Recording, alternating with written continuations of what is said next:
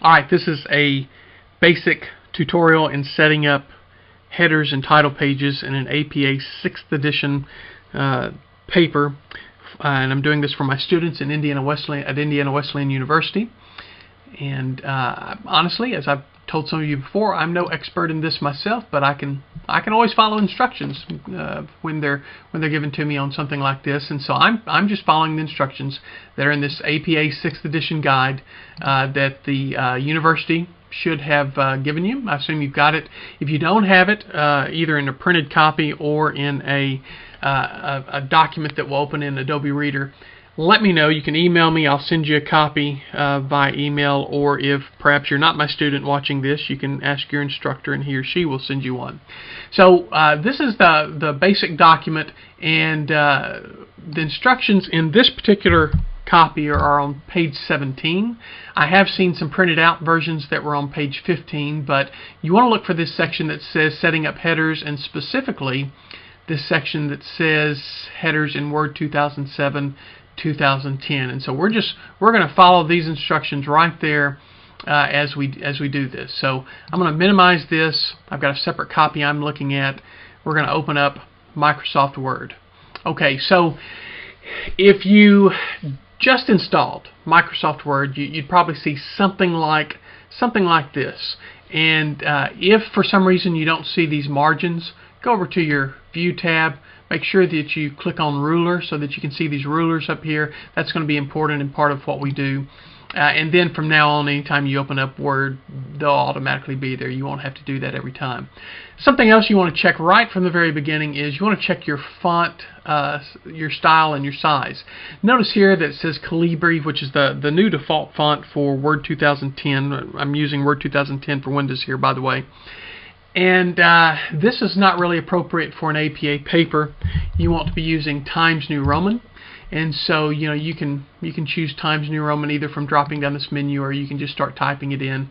And then you also want to use a 12-point font. Now, unless you just need those the other styles sometimes in something else you're doing, I really recommend that you change your defaults. If the primary thing you're doing in Word these days is creating papers for your IW classes, I really recommend changing this. So in order to do this, just hit this little button that's right down here, and this window will come up, and notice I've got Times New Roman, I've got 12 points. I can say set as default, and it will ask me, do you want it just for this document or all documents based on the normal template? So I want this in all documents. From now on, I want this always to be Times New Roman 12-point font. So I'm going to hit OK here. Now, anytime I open up a Word document, let's just do that. Let's just close this one. I'm not going to save it. And from now on, anytime I open a Word document, it automatically comes to Times New Roman 12-point font because I changed that as my default. So now, picking up in these instructions under headers in Word 2007/2010, at the very beginning it says, starting at the top of page 1, go to the Insert ribbon. So I click the Insert tab. I'm here at the Insert ribbon, and it says select header and then edit header. Edit header is right here, so I'm going to choose edit header. And what this does is this opens up the header section of my document. The main body part of my document is down here. This is where I actually write content. The header, anything I put up in the header will be repeated from page to page. So so normally, if you're setting up a header, you just set it up once and you're set. However, with APA 6th edition, your first page header is different from the pages that follow it. And so you'll notice that the instructions here say to place a check mark beside different first page. So I'm going to come over here. I'm going to check that box, different first page. And so now this has changed where it says first page header. This is going to be different from all the pages that follow it. So now I type running head. Notice the only capital letter there is the first letter R. I'm going to hit my colon, and then I'm going to put in the title of my paper. Now, you want to hit your caps lock, and the title has to be in all caps. So if this were a paper for a PHL 283 class, maybe it would be something like Socrates' view of morality. Wow, that would be that'd be too broad of a subject for a 3 to 5 page paper, but you get the idea. So now the other thing that our guide tells us is that the whole phrase here should not be more than 50 characters, including spaces. So you can count back. You can just count back the characters here. I happen to know that this is less than 50 characters, but if for some reason your title was too long, you shorten it by taking off one word at a time. So if this were too long, I could take off morality, but it's not. So I'm going to leave that. I'm going to leave that in for right now.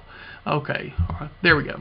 So then we're told to tab to the right margin, and it says select current. I'm sorry, click on the page number icon. So I've tabbed over here to the right margin. That's where my insertion point is blinking. I'm going to hit the page number, and then it says to select current position, simple, and then plain number, and I put that in there. And so that automatically puts my page number in there. The instructions in the guide say to type the number 1. You don't have to do that because that 1 is set there already. And then I am to close my header and footer. Okay, so now with that closed, I'm ready to set up my title page. The instructions for APA 6th edition say to start the title page content at right at 2 inches past the top margin. So we've got 1 inch margins. We have 1 inch margins that should be on all sides. That's one thing you'll want to check. Make sure that these right and left margins aren't more than an inch. Sometimes I've seen Word default to 1 1/4 inches. That's another default that you might want to change. But with everything at 1 inch that's blinking here right at the 1 inch mark, that's where these rulers come in handy. I'm going to just space down. I'm just hitting the enter key, the return key on my keyboard. I come down to about the 2 inch mark, and I also want to center my text. So right here I'm going to hit center. I could also type Control-E to automatically make it center. And now I should say that I've sometimes seen the content that you're supposed to be here, what's required, differ from class to class occasionally. I think that's primarily being streamlined now, but anytime you aren't certain, well, just check with your instructor. For a class that I'm teaching right now, PHL 283, if I were to open up that student guide, here's the student guide. Comes with your class. You can download it from Blackboard, or you can probably get it from your instructor. But on this particular document, if I remember correctly, it's right at page 15. Yeah, I'm right. So it's right here at page 15. And here's the content that I need to make sure is in my my paper. Now, don't pay any attention to this because this is not a correct header. But the main thing that we're going to want to take from here is the content that's to go here, as well as the plagiarism statements, which we'll come back to in just a second. So I'm going to minimize this, and the first thing that we're supposed to put on here is the title of our paper. So make sure that your caps lock is off. And so if I type Socrates' view of morality, okay, make sure that matches the top, except that it does not have to be in all caps. The other thing that I want to make sure that I've got is that I've got this set to double spacing. You can come up here to the ribbon, and you can choose 2.0. Another little shortcut is to type Control-2. That will make double spacing. But if I choose double spacing here, I don't have to set it for each line. Every time I hit the enter key on my keyboard, it will retain that double spacing. So if I come down here, I then type my name. So Rick Mansfield. One thing that you might notice just by looking at this, if you don't notice, this is just good information for you, that is more than 2 points of spacing. Here's another weird default in Microsoft Word. One thing that Microsoft Word does by default, for some reason, is that it adds 10 extra points every time you hit the enter key by default, and that can be very frustrating. Does not meet APA standards. So you need to fix this, and to make sure that both of these lines are corrected, you can highlight them both, come back up here, and let's hit this default button here again. Take off the 10 points of space afterwards. We reduced that from 10 points down to 0. Make sure it's on 0. And here again, I recommend that you just set that as your default. These are your paragraph settings. Set that as your default unless you need Word to do that for some other reasons. So I'm going to set that as my default. I'm going to say, hey, make sure that that's in all documents. I hit OK, and now you'll notice it's not quite as far apart. The lines aren't as far apart as they were before, and we're set to go. When I hit the return key, the enter key again, it remains exactly at double spacing. So now I'm going to type my instructor's name, and here I'll look a little bit schizophrenic because I'm going to use my name here. I'll use my formal name here. Whoops, I didn't mean to put on all caps. I'll use my formal name here though, so that will it's hard to type and talk at the same time, so that'll differentiate it a little bit, but it still looks kind of odd, doesn't it? So we've got the instructor. You can say then your class, we'll say for this particular one, PHL 283, following the instructions in this course guide. It says to add a semicolon and then the core group. So ASB, and here we'll pick a core group that doesn't exist at this as of this writing, so here we go, ASB 2049. I don't think that exists yet. So we put that there, and then we put today's date. So I'm going to type in here May, and Word will format that for you and just do that automatically, and that's fine.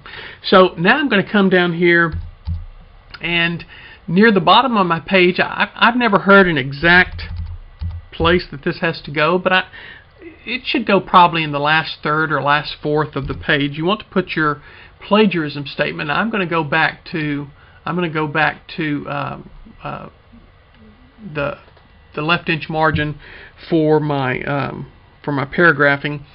And one thing you can do that's just real easy is to copy that text from your course guide.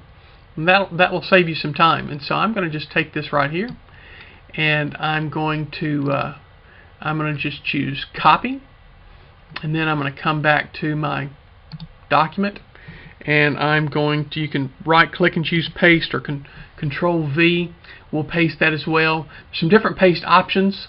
Now it will kind of show you that as you go. We don't want it centered for sure, but this says keep source formatting. I've never been told whether it should be double spaced or not. Of course, the problem with keeping the formatting was that I just lost all of my double space settings, but that's not a big deal. We can fix that again. But just make sure that it's still Times New Roman, it's still 12 points, and so there's our page. Again, if your instructor wants you to have that at a different place, if your instructor wants you to have that at double spacing, make sure that you do what your instructor wants you to do. And then, I've seen sometimes students' papers where they put this kind of low and it bleeds onto the second page when I open it on my computer. Sometimes Word looks different on one computer than it will on another one. So what I always recommend is go over to this Insert tab and just do a page break.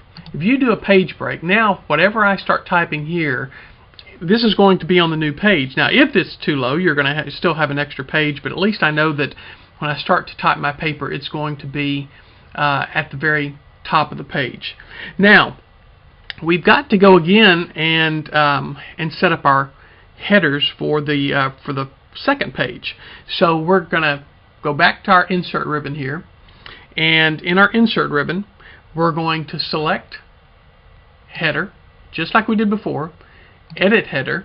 We're back in that. Let's make sure that we're at our left margin. I'm going to just hit Control L. That brings us to our left margin, and we're going to follow we're going to follow some similar instructions, but they'll be a little bit different. So for instance here, we're going to enter the title of the paper in all capitals, but we don't use the words running head here. So all we have here, Socrates' View of Morality. I believe that was the title of my paper. And then we're going to follow these same steps that we had before. I'm going to tab over to my right margin. I had to hit the tab key twice that time, but now I'm over here at my right margin.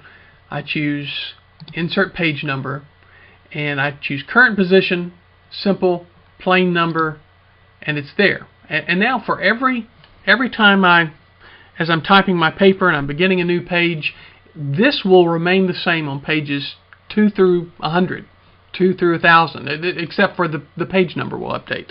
So this is real handy, and you don't have to stop and break your paragraph and type this up at the top. That will be handled for you. So now I'm going to close the header and footer.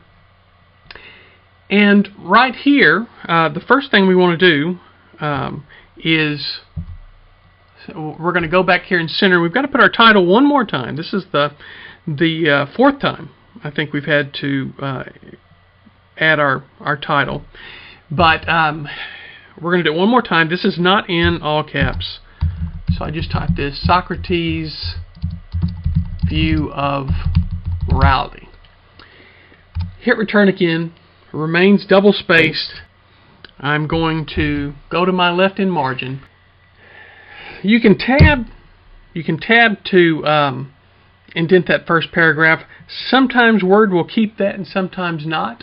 But another way that you can do it just as easily, where it will always keep that first line indent, is to grab this little marker here, drag it over to that ½ mark. So now if I write a paper, well, let's see what I can put down here. Not the way you'd want to start your paper, of course.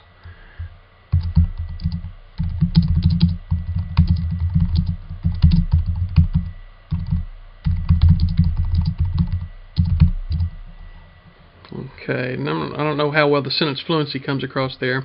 Let me add a little bit more here.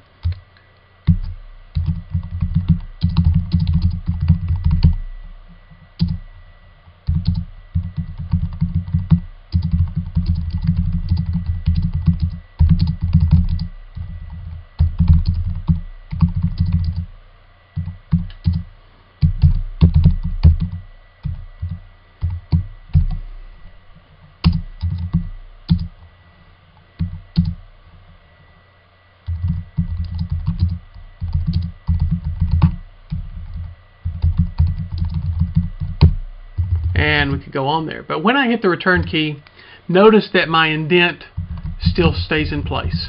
So that's it. You're ready to write your paper. You can go on from there. Now, one more thing.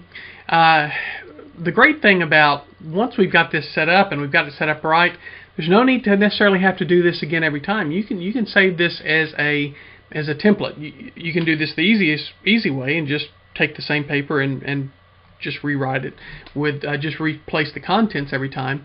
Or when you go to save your paper, first, if you've already written the whole thing, make sure that you've got it saved as a separate document. But if you want to use this as a template, you can go in here and choose Save As and change this Save As type to Word Template.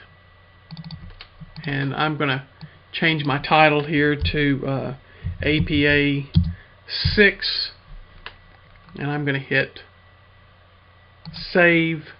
And now, anytime that I want to write a paper, I think it saved that right in here. Yeah, there it is. There's my template. Notice the icon's a little bit different.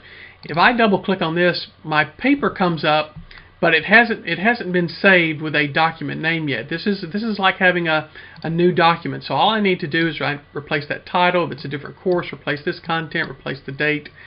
That can stay. Replace this content, of course, and that's the easy way to do it. I hope that's helpful.